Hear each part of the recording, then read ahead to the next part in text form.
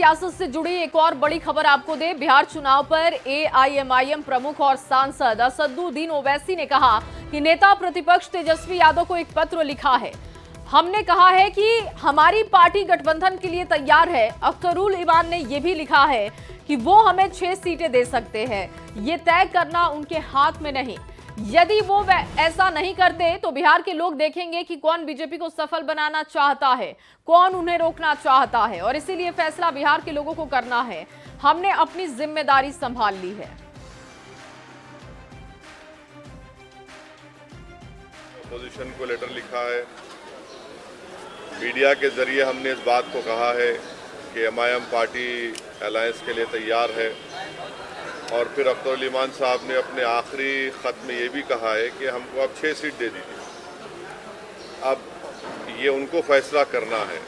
ये नहीं करेंगे तो बिहार की जनता ये देख लेगी कि कौन बीजेपी को कामयाब कराना चाहता है या कौन बीजेपी को रोकना चाहता है। तो अब ये फैसला बिहार की आवाम पर है।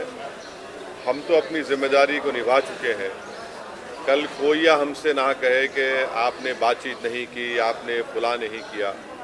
तो हमने तो अपनी तरफ से पूरी कोशिश की और जनता के सामने, आवाम के सामने हमने इस बात को रख दिया।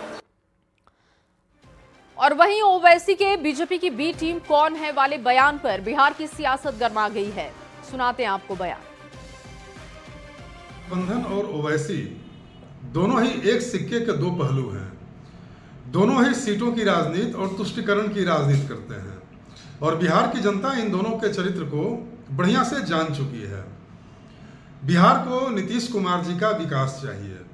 बिहार की जनता को नीतीश कुमार जी पसंद है। नीतीश कुमार जी की नीतियां और नीयत पसंद है, न कि वोटों के सौदागर और तुष्टिकरण के सौदागर चाहिए।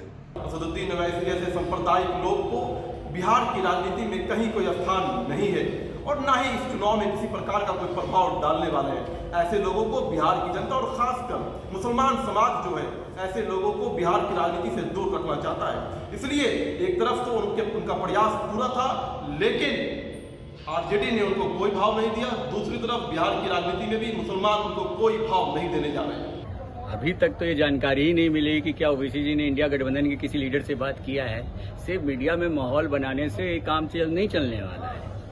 आपको एक तय करना होगा कि आप किसके साथ हैं। आपको बिल्कुल क्लियर करना होगा। सिर्फ मीडिया में आके बोलने से इसका कोई संज्ञान नहीं लेता।